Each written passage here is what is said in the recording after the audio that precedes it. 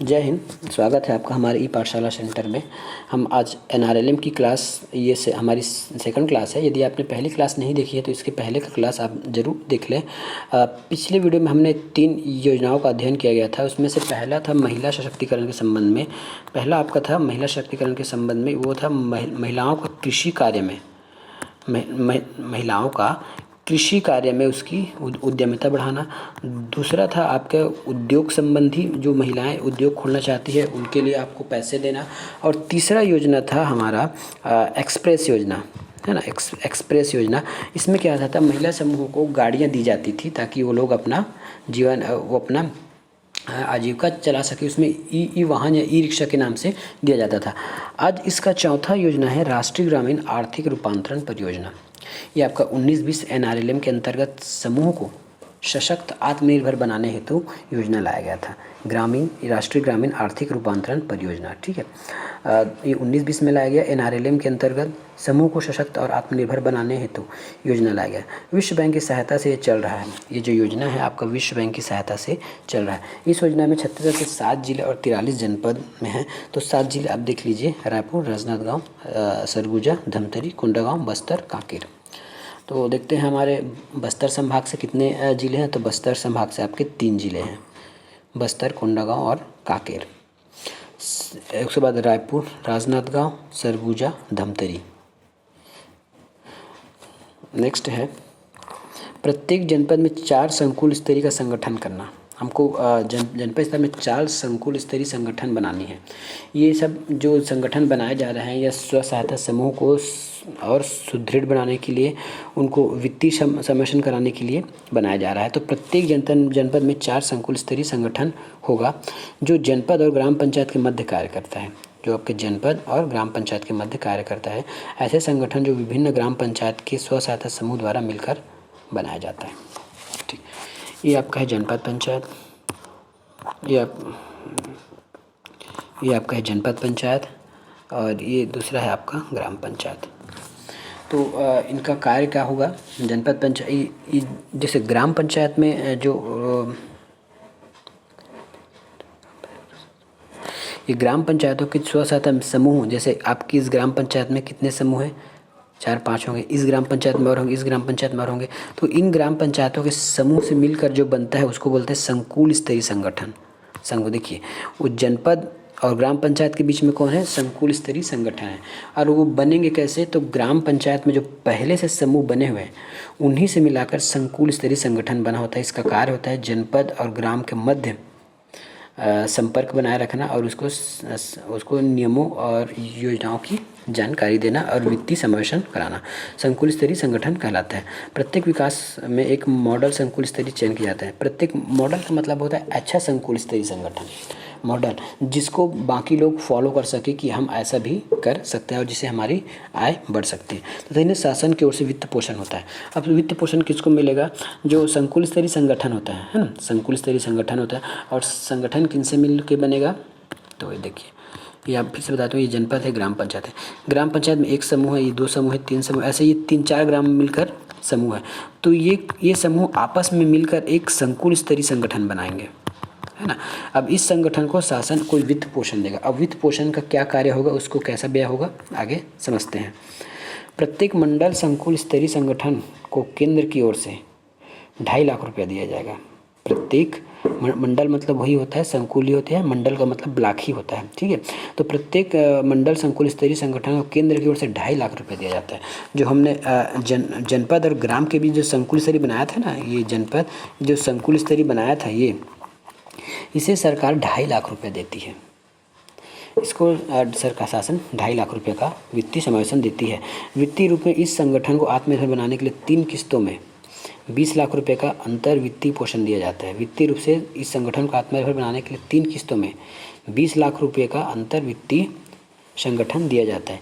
ये 25 लाख रुपए अलग से दिए, 2.5 लाख रुपए अलग से दिया जाता है, बाद में 20 लाख रुपए अलग से दिए जाते हैं।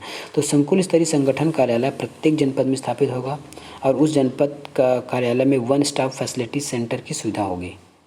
इस सेंटर के अंतर्गत गैर कृषि कार्य को छोड़कर समूह के द्वारा आयोग चलाने होते उन्हें ऋण लाइसेंस दिया जाएगा। अब देखिए, इसका मेन कार्य ये है, जो आपको जो संकुल स्तरीय को जो पैसा दिया जाएगा, ये 3 लाख, ये 3 किस्तों में 20 लाख दिया जाएगा। उसका कार्य क्या होगा कि ये जो सेंटर है, जो गैर किसी कार्य के समूह को छोड़कर, है ना, दूसरे समूह जो उद्योग चलाते हैं उनको ऋण देना, लाइसेंस प्रदान करना, एक मोटा मोटा ये कहा जाए कि ये कंट्रोल कर रहा है। एक ग्राम स्तर में जो भी समूह बनता है उसकी कंट्रोल ये कर रहा है ना।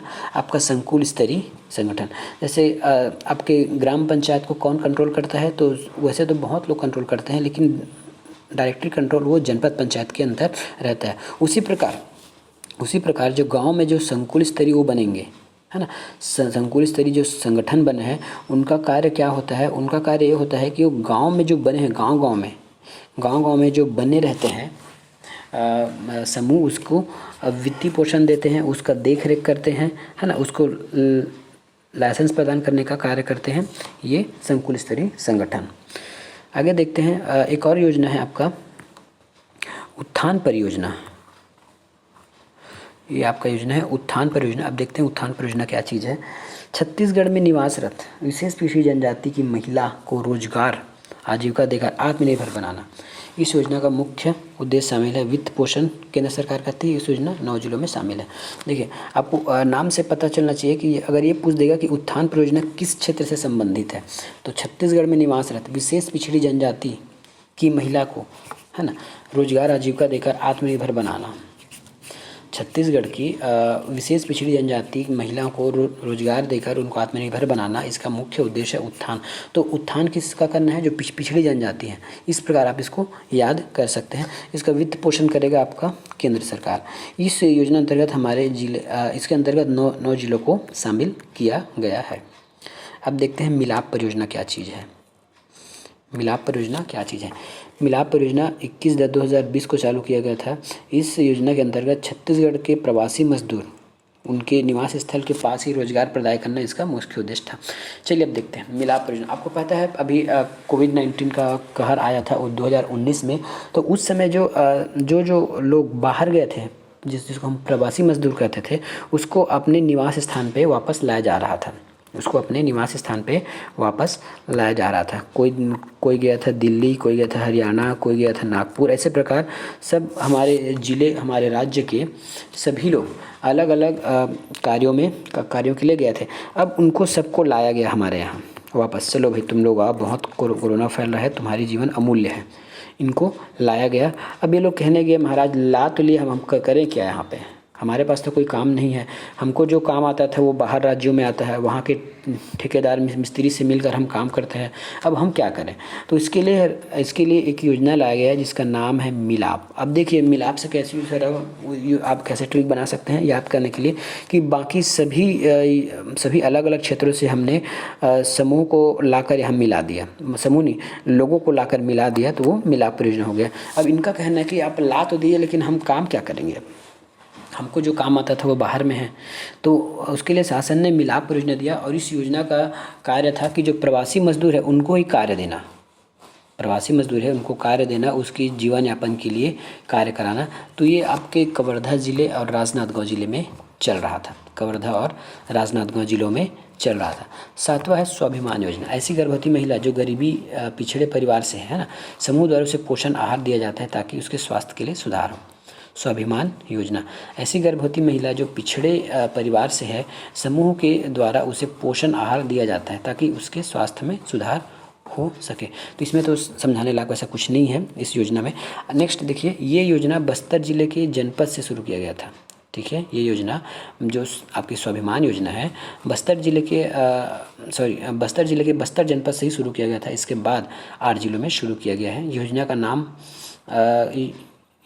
का नया नाम बिहान कार्यक्रम है। देखिए, इस स्वाभिमान, अब ये क्वेश्चन आता है कि बिहान कार्यक्रम किसका नाम है? तो आप स्वाभिमान योजना का। ठीक है,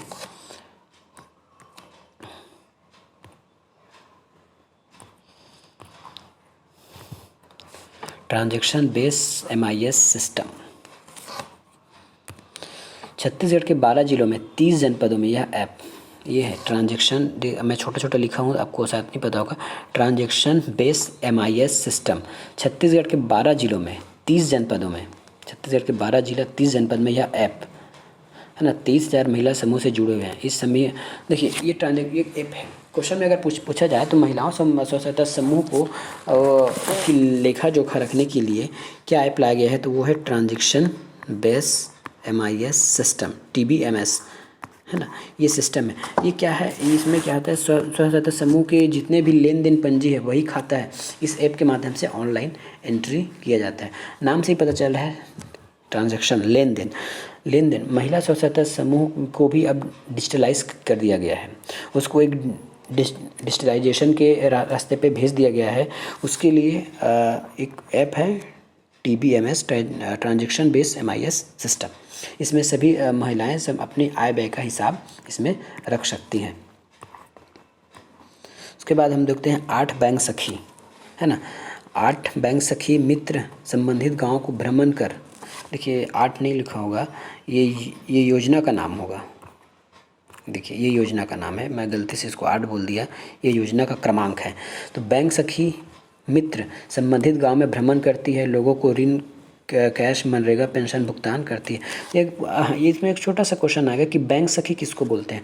तो बैंक सखी है जो आपको पहली बात तो वो लोन की जानकारी देती है और आपको गांव में जाकर ही, है ना, गांव में जाकर ही जिसको आवश्यकता होता है वो लोन प्रदान करती है, वो है आपका ग्राम सखी। इसका और कुछ काम है। जोखिम प्रबंधन निधि, अब इसके बाद आप देख लीजिए जोखिम प्रबंधन निधि क्या है। जोखिम प्रबंधन निधि हम जो पहले पढ़े थे, यह समूह को जीवन बीमा व पेंशन से जोड़ा जाता है। जोखिम प्रबंधन निधि में समूह को, पहले हमने 3 निधि पढ़े थे, पहला है परिक्रामी निधि और सामुदायिक निधि और जोखिम प्रबंधन निधि। तो यहाँ से ये पार्ट अलग है इतना, ये ठीक है। तो हम पढ़ते हैं जोखिम प्रबंधन निधि, ये इसी बैंक सखी के माध्यम से कराया जाता है, इसलिए इसको साथ में बताया गया है। समूह की जीवन बीमा व पेंशन से जोड़ा जाता है। जो आपका समूह होगा उसको आप जीवन बीमा या पेंशन से जोड़ेंगे तो हो जाएगा जोखिम प्रबंधन निधि। और इसमें क्या क्या दिया जा सकता है, तो प्रधानमंत्री सुरक्षा बीमा, जीवन ज्योति और अटल पेंशन, 3 ये क्वेश्चन आ सकता है।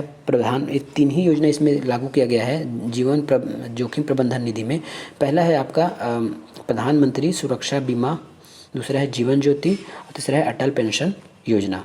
ये आप याद रखिएगा। कुछ बात है कृषि पशु, ये गांव में जाकर इनकी योजना के बारे में जानकारी देती। कौन सी योजना, तो कृषि के बारे में और पशु सखी के बारे में। जैसे एक बैंक सखी होता था वो लोन संबंधी जानकारी देते थे संबंधित ग्राम पंचायत में समूहों को, उसी प्रकार ये कृषि और जो पशु सखी है ये गाँव में जाकर इनकी योजनाओं के बारे में जानकारी देती है। मिलेंगे नेक्स्ट वीडियो में, आज तक के लिए इतना ही, धन्यवाद।